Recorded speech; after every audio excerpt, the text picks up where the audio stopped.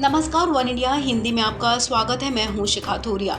भारत का पड़ोसी देश श्रीलंका इन दिनों एक कठिन आर्थिक संकट के दौर से जूझ रहा है। श्रीलंका ने खाद्य संकट को लेकर आपातकाल का ऐलान कर दिया है, क्योंकि प्राइवेट बैंकों के पास आयात के लिए विदेशी मुद्रा की कमी है।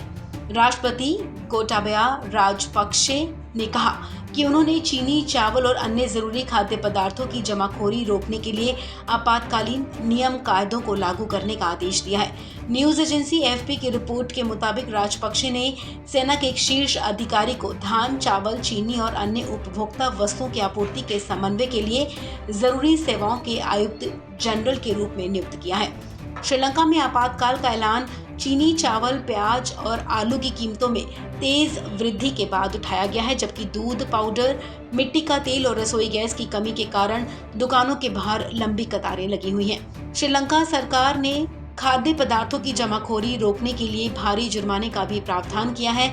आपको बता दें, ये संकट तब सामने आया जब 2 करोड़ की आबादी वाला देश कोरोना वायरस की बड़ी लहर से जूझ रहा है। श्रीलंका में एक दिन में 200 से ज्यादा लोगों की कोरोना की चपेट में आने से मौत हो रही है। दरअसल 2020 में श्रीलंका में कोरोना महामारी के चलते अर्थव्यवस्था में रिकॉर्ड 3.6% की गिरावट दर्ज की गई थी। पिछले साल मार्च में सरकार ने विदेशी मुद्रा को बचाने के लिए जरूरी मसाला, खाद्य तेल और हल्दी सहित वाहनों और अन्य वस्तुओं के आयात पर रोक लगा दी थी। आयातकों का अब भी कहना है कि उनके पास खाद्य पदार्थों और दवाओं को खरीदने के लिए भुगतान करने के लिए डॉलर नहीं है। डॉलर से ही आयातक इन खाद्य पदार्थों की बाहर से खरीद कर सकते हैं।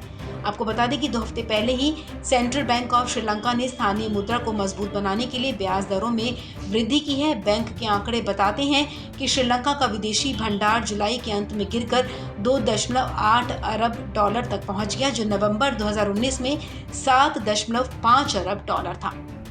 वहीं श्रीलंका के ऊर्जा मंत्री उदय गमनपिल्ला ने गाड़ी चलाने वालों से पेट्रोल, डीजल जैसे ईंधन का संयम से इस्तेमाल करने की अपील की है, ताकि देश अपनी विदेशी मुद्रा का इस्तेमाल जरूरी दवाएं और कोरोना वैक्सीन खरीदने के लिए कर सके। इस खबर में फिलहाल इतना ही। तमाम अपडेट्स के लिए आप बने रहिए वन इंडिया हिंदी के साथ।